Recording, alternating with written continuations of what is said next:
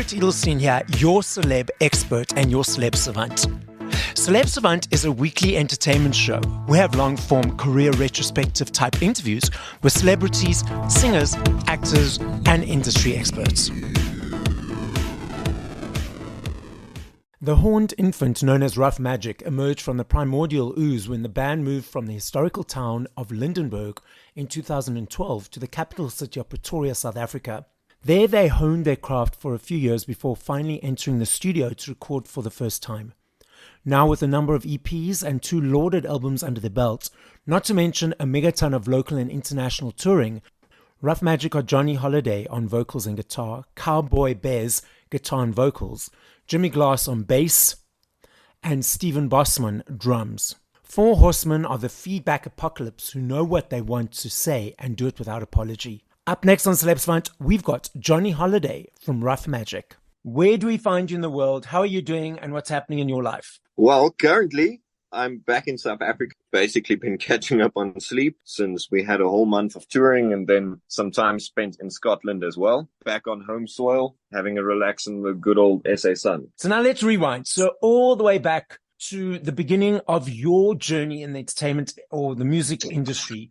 So whatever age that started, whether as child or teenager, and then how did that progress to joining the band Ruff Majik to accumulate to where we are today? That is a long question. Me and Jimmy, the guy that plays bass in the band, we started off playing in some punk bands together, probably around the time we were 17 or 18. Okay. And we kept doing that for quite a while. But we scattered for a year. We were living abroad for a year and not doing any musical stuff. And then we got back and we were like, we have to get really serious about this. So I think around 17 or 18 is when we started. And then around 2013, which I'm guessing at that point would have made me 21. Yes, that's correct. Is when we moved to the big city, which was Pretoria, because we grew up in a really small town called Lydenburg, and we were playing punk music, I think, just to annoy the locals more than anything else. And then, so we moved to the city and we were like, this is the place that we should be playing punk. We realized we're not very good at playing punk. We reassessed. And then the first instance of Ruff Majik as a band came about in 2015, when we started doing live shows and started doing the sound that we're now used to. The sound now is more like rock, am I correct? It is, yeah. We've always maintained the punk ethos, I think, in terms of how our live shows go and our aggressive DIY marketing and all of that. But the music changed into a more rock and roll kind of thing. Sometimes it has influences from our old music, but more or less it's just it was a change. Yeah. But a good change. We enjoy what we do now. So. Why did you feel that you weren't good at punk? And what was the thing that said, okay, let's transition to rock and roll compared to any other genre? I think the thing is, we were, like I said, we were playing to annoy the locals, which at the time as teenagers felt like a really big statement. You know, it felt like something like we were doing something really good. And then we moved to the city and we met actual punk bands and we realized they all have, they have something proper they're standing for. And we were like, we were just here to be loud and abrasive from the get-go. So we kind of reassessed in that way. And then we were like, well, let's just have it be rock and roll then. The name, why the name Ruff Majik and why the spelling? No particular reason. Well, there is a reason, but it doesn't sound as impressive. But we were looking for a name at the point, and I was looking for a show that I was meaning to download, and it was an old horror series that was meant to be based on H.P. Lovecraft, and it had a pilot episode, but only a pilot episode, never went further than that. And the pilot episode was called Ruff Majik. And we were like, that's got a ring to it. Yes. And we just kind of had it as a space saver for a while. Yes. And then we started using it, but we realized if you type in Ruff Majik, there's a lot of other suggestions and stuff that you can find. We were like, all right, we'll change the spelling. And it worked out really well because the way we changed the spelling made it so that if you now type Ruff Majik into Google or anywhere, we're the only thing you can find. So it worked out. We're really optimized in that way. Let's dive into your creative world. So writing music, creating a song from 0 to 3 to 4 minutes. What is that process like? Do you all collaborate together, or is it one person doing the music, one person doing the writing? Let's unpack your creative world. Well, so it's fluctuated over time. It depends where my mind's at, because sometimes I suffer from severe insomnia. Oh, And okay. then what happens is I'm awake until 5 in the morning, and I occupy my brain by just composing little things that don't necessarily become songs. But sometimes if it becomes a trend of me just staying awake, I just end up writing a bunch of songs, like the basic riff and the melody and lyrics, and then bring it to the other guys, and then everyone puts in their pieces, basically. But we do have a lot of times where it's a collaborative effort as well. It just kind of depends on the season, I guess. Sometimes it's just all of us jamming out something in the jam room, and it just sounds good, and that becomes a song eventually. There's no real rhyme or reason to it. It just, as soon as something sounds good, then we work forward on that. Yes. Now, so you mentioned that you just came back from performing overseas. So what do you personally and as a band guys enjoy performing live? I mean, there's a lot of different things, but I think the two best moments on stage for me, and I assume similarly for the rest of the band, is if you get really good crowd participation. Everyone's just really into what you're doing, and we've had a lot of that over the last month and a bit. It was really cool seeing people get into our music. And then there's also the moments on stage where everyone's just on it. You know, you Yes. have a second on stage where you just look around to the guy next to you, and he's just playing the solo perfectly. And the other guy's just smashing the drums, and the other guy's just doing the best thing you can possibly do on the bass. And everything's just so tight in that precise moment. That's a good feeling. You just, for that second, you're like, yes, we've done it. We're winning. Okay, so I've got a point of discussion around this. So I'm that person who is right up in front, who's jamming, having a good time. And I notice the people around me are so busy with their cell phones, taking pictures, taking videos, tweeting, posting, whatever they're doing. Do you find, as a person on the receiving end, seeing a bunch of phones potentially, compared to faces, do you find that sometimes there's a disconnect, or is just where society is at the moment? I think it's where society is at the moment, but it also depends on where you are. Okay. So we played a festival in Portugal that we have some cool footage from, and most of the people in that crowd did not have their phones operating. They were just enjoying the music. But then some other places in Germany or in the Netherlands, we had a lot of people just shooting it. That's also cool. So then what happens is you end up getting footage of the band from the crowd perspective, which is quite nice, because mostly we don't have everyone filming at the same time. So you get footage of the band, but you also get footage of people in the front line like you, just having a really good time. And that's fantastic. I love me a CD. I still buy my CDs. I still budget for them.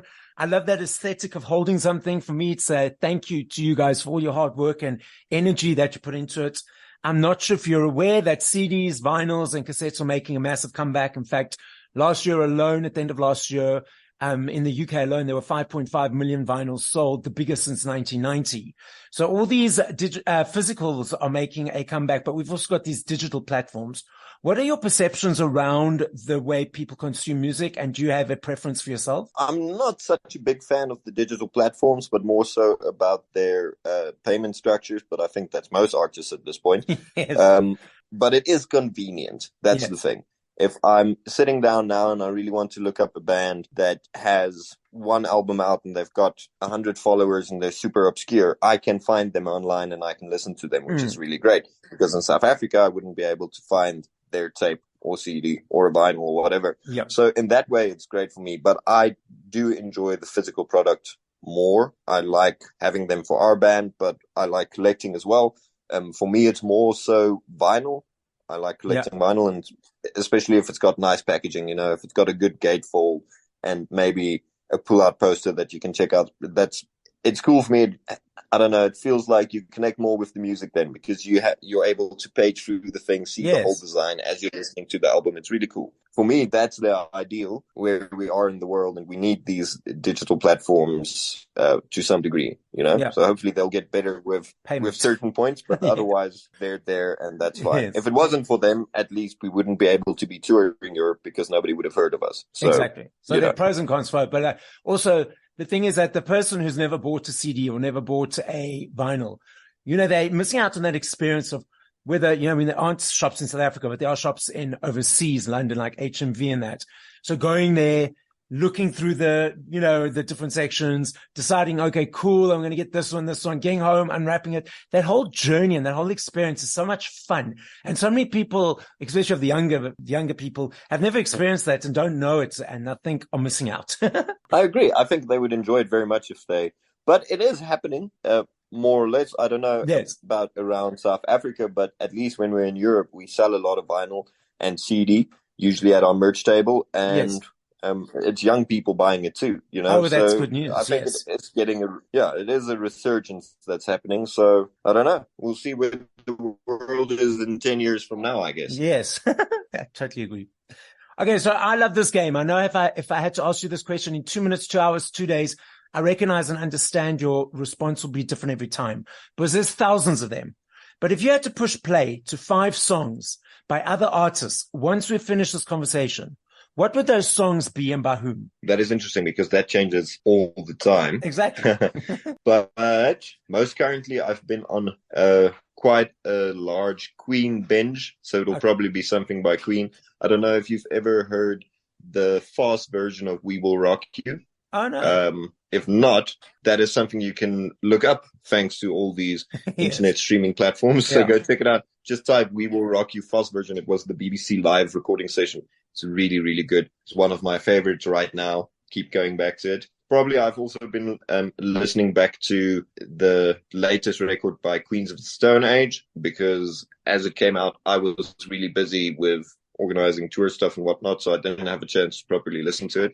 So I've been getting into that again, and I don't know, probably Carnivore or Emotion Sickness from that album is something I'd be listening to right now. Then our other mates in South Africa, the Tasers, have made some really cool music over the last while. Most specifically, their song Berlin. Really like that one, so probably I'll give that a spin. Then another South African band called Acid Magus.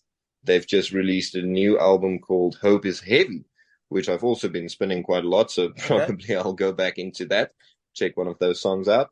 And then the last one is really hard because it will probably be James Brown, I guess. It's a good go-to for me usually. If I end up running through everything that I wanted to listen to, then I just listen to James Brown. I guess I'll listen to The Boss by James Brown to end it off.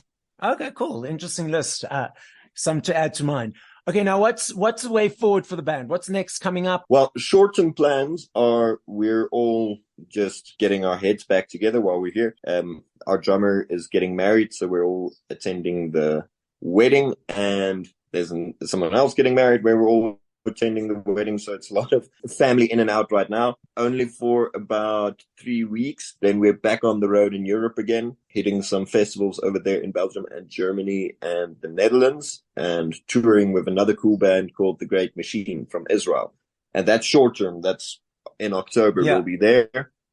Long term, we'll be back in Europe twice again next year, probably around May, and again somewhere in the fall or maybe closer to winter time.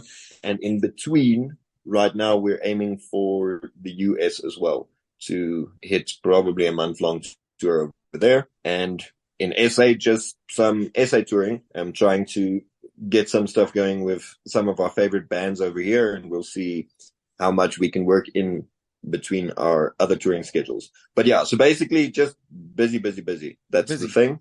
And somewhere in that time, we need to find space to record a new album. So we'll figure that out. Probably it's going to be when everyone's having December vacation, we're going to be recording, but that's the life. Yeah. And have you been to the US before or not as yet? No. So if we do it next year, which is our plan, it will be our first year hitting it.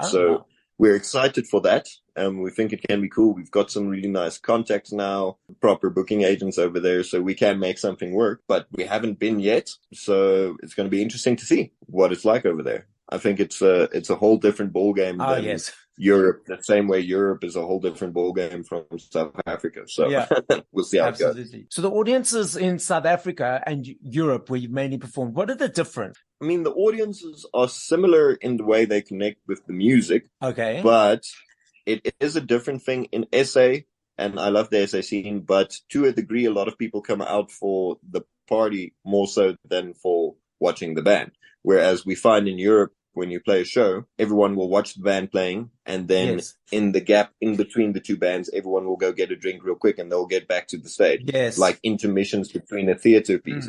And that's a different thing. We don't have that as much in SA. Not that the SA scene is not supportive. It's just a different type of culture around it. That's, I think, the main difference for us when we're touring over there.